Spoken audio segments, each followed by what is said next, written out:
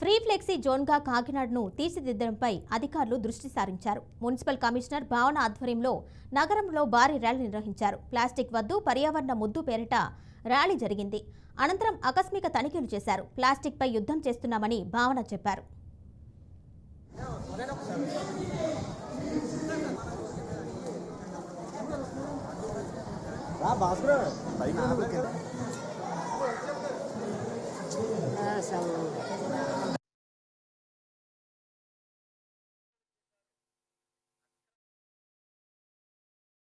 ఒక లైఫ్ లో నేను ఏం చేస్తున్నాను పర్సనల్ గా అదే చెప్తా.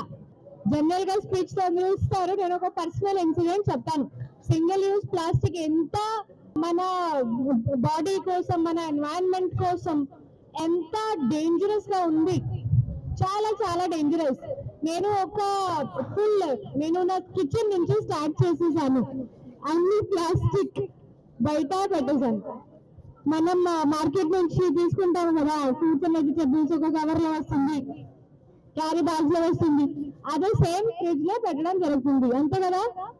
అదే కాకుండా కాటన్ బ్యాగ్స్ ఆర్డర్ చేశాను.